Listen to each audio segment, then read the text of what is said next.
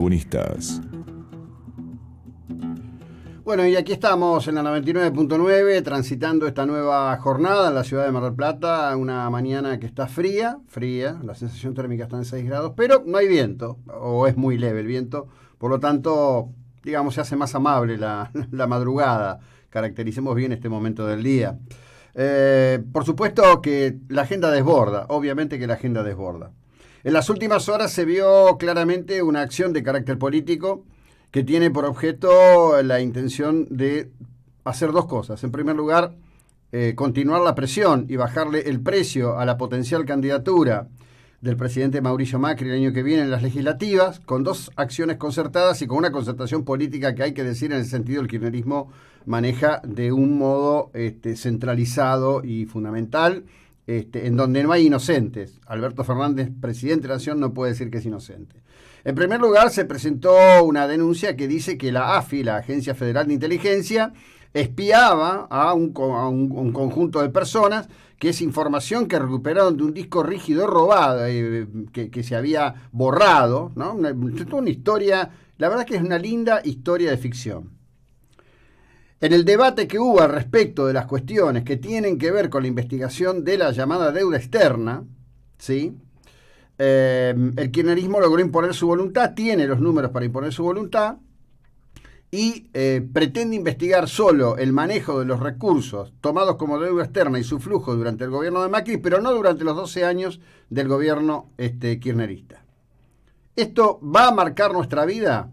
En algún sentido, muy relajado, muy alejado, porque nuestra vida hoy está marcada por las preocupaciones que compartimos todos. Las preocupaciones, primero, de nuestro día a día, de poder poner el pan en nuestra mesa, de poder pagar los servicios básicos, porque las cuentas están llegando y han llegado unos números con las cuentas del gas que ya le ponen los pelos a más de uno, pero a más de uno realmente, porque me parece que están con este tema de corte y pegue. Como no están midiendo, están copiando y replicando los consumos del año pasado, cuando venimos prácticamente en una suerte de primavera trucha que ha sido hasta ahora este otoño.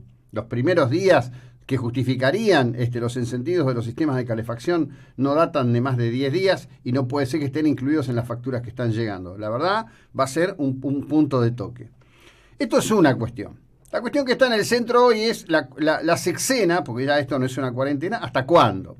El propio Pedro Cana, que se considera artífice ideológico de este encierro al que está sometida la sociedad argentina, repasábamos recién los dichos de Patricia Bullrich, dicho sea de paso, ayer recibí muchos comentarios, no me ofende, no se puede esperar no se puede esperar de alguien que no tiene las calidades ni las voluntades. Ayer el Multiladre transcribió íntegra la entrevista que le hice a Bullrich, obviamente poniendo medios radiales, como si fuera una pluralidad de medios, ¿no? Bueno, no importa, es anecdótico.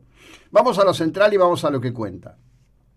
En el mundo se siguen tomando decisiones, hay naciones que están promoviendo y llevando adelante su abertura, ¿no? Es decir, después de pasar por una crisis muy fuerte, siguen apareciendo las voces que dicen que todo esto que ha pasado desde Wuhan para aquí es una auténtica locura, que no tenía sentido, que había que enfocarse en los sectores realmente de riesgo e ir por sobre esos sectores con una acción mucho más contundente, mucho más importante.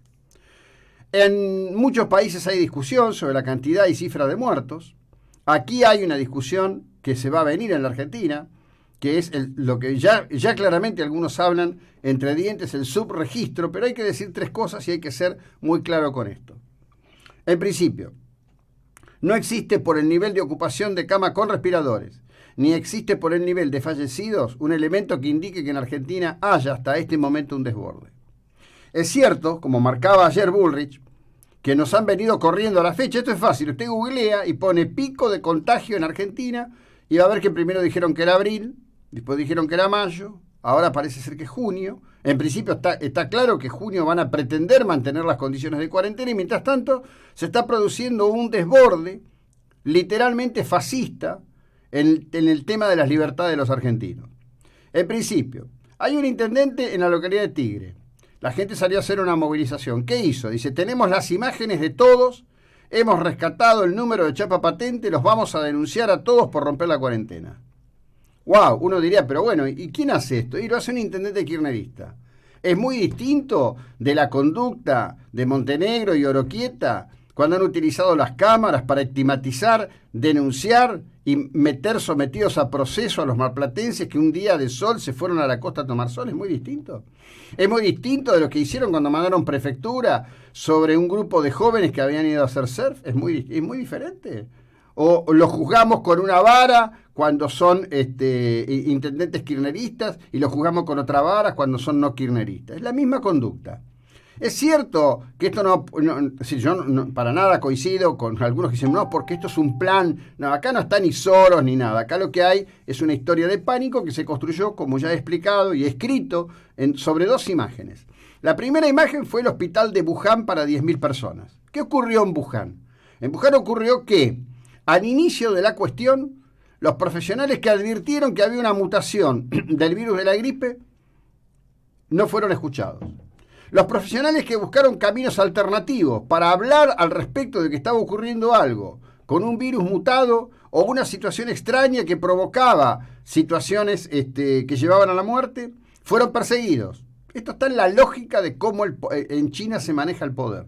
Esto es anterior al comunismo, es anterior a Mao. Esto viene del origen de los tiempos, de cómo se conformó la historia cultural de China y los manejos de China en la relación entre quienes tienen el poder y quienes sufren el poder. Pero ¿qué pasó con el hospital de Wuhan? Fue impactante. Soy uno de los que seguía el tema. Lo transmitía en 24 horas por día en streaming. Un hospital de 10.000 camas. Yo dice, 10.000 camas, wow.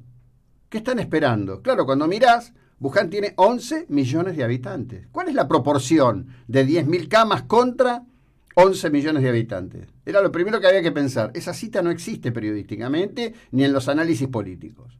La segunda imagen brutal fue la de los camiones del ejército italiano llevando los féretros para cremar de personas de distintos pueblos de Italia rumbo a ciudades con disposición crematoria.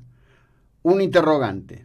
¿Por qué? Y bueno, porque eran pueblos pequeños, pueblos de 1.500, 3.000, 4.500 habitantes. Esos pueblos no tienen crematorio. Es como, lo voy a poner en términos muy crudos. Fallece gente en Vidal, Pirán, Balcarce, Miramar, Lobería. No tienen crematorio. Tienen que venir a Mar del Plata. O tienen que ir a Bahía Blanca porque ni siquiera en Tres Arroyos hay crematorio. Digo, cuando se ofrece fraccionada la información, cuando la información no está consustanciada con los datos que tienen que tener incluido el elemento de abordaje de la construcción, se generan este tipo de cuestiones. Por otro lado, como he señalado en más de una oportunidad, cuando hay una necesidad, inexorablemente alguien arma un curro. Es muy preocupante toda la información que me está llegando del manejo de las personas que vuelven al país y son enviadas a un hotel que está aquí en Mar del Plata, ahí en la calle 3 de Febrero y Santiago del Estero. Me preocupa mucho la información que me está llegando de distintas familias de Mar del Plata. Estoy pidiendo que alguien acompañe a hacer una exposición pública concreta. Pero la primera pregunta que hago es, la persona llega del exterior. Para subir al vuelo, primero lo chequearon. Le tomaron la temperatura, digamos, tuvo que responder un cuestionario, el cuestionario que está en el aplicativo. Esa persona llegó a Ezeiza. Cuando llegó a Ezeiza, bajó del avión, pasó por el espectógrafo, esos aparatos extraordinarios que se han traído de última tecnología que toman la temperatura corporal. Con respecto de todo eso, cuando llega, se le hace también un control de temperatura. Digo, si la persona no tiene objetivamente situaciones que pudieran importar una internación, ¿por qué lo mandan a un hotel? ¿Cuál es el sentido? Me dijeron, bueno, no, porque puede ser que la persona en el lugar en el que vive no tenga las condiciones adecuadas. ¿Quién lo determina? ¿Quién determina cuáles son las condiciones adecuadas? ¿Por qué siguen llevando en Mar del Plata gente a un hotel y te dicen, no, porque lo controla la Cruz Roja, pero empiezan a pasar cosas? En ese hotel no está funcionando la calefacción. En ese hotel hay que poner caloventores en las habitaciones. ¿Es real que esos caloventores hay que pagarlos como un alquiler? En ese hotel no hay wifi. Hay que pagar la carga de datos. ¿Es real? Las familias no pueden conectarse si no están con el teléfono. Hay mucha ansiedad. Esto es una, ¿cómo diría? Es una donación a la casa del payaso. Le diría al señor intendente, a su alter ego, el señor Rabinovich, y al resto de las autoridades que vayan y se pregunten qué está pasando ahí en ese lugar que teóricamente lleva adelante y administra la Cruz Roja en Mar del Plata. Porque las cosas que me están llegando, y estoy mostrando la puntita, son preocupantes. No hay derecho a montar negocios espurios en un contexto como este, en donde todo lo que juega alrededor del miedo. Ayer el secretario Berni dijo que lo que ha ocurrido ahí en Villa Itatí y Villa Azul podría replicarse. ¿Hasta cuándo van a seguir encerrando a la gente? ¿Qué es lo que justifica un cordón armado alrededor de una población extremadamente vulnerable en un ámbito que ahora todos descubrieron? Ahora descubrieron que hay villas, ¿no? Ahora descubrieron que hay villas. Bueno, el crecimiento exponencial de las villas en Argentina se dio entre la fractura y caída de la convertibilidad y el 2010. Fue el momento de mayor expansión. Es el momento de mayor predominio por la vía de la fuerza después de la caída por la fuerza del gobierno constitucional de Fernando de la Rúa, luego de la traición de Chacho Álvarez, que se dio a nuestro país entre el gobierno de Cuasifacto de Duhalde y el gobierno de Kirchner, hasta la llegada de Cristina. Fue el momento de mayor expansión. Porque alguna vez alguien va a tener que hacerse cargo de algo. Ahora, en el anuncio que hicieron ayer, parece ser que el cemento sí se come. Porque hicieron campaña diciendo contra el proceso de obras que se llevó adelante el gobierno de Macri, que el cemento no se comía. Y esto además lo repitieron un montón de idiotas, literales idiotas, que tienen acceso a expresarse ante la gente en los medios de comunicación. Hoy, para concurso de los idiotas y los cómplices, están queriendo montar un doble juicio de residencia con este asunto de que la AFI espiaba a distintas personas de manera indebida, tratando de construir algo. Ayer lo hizo Feynman de manera muy canalla, diciendo, bueno, estas cosas no serían si Macri no las autorizaba. Es decir, están trabajando con la idea de ver cómo llegan a establecer el tema de la culpa.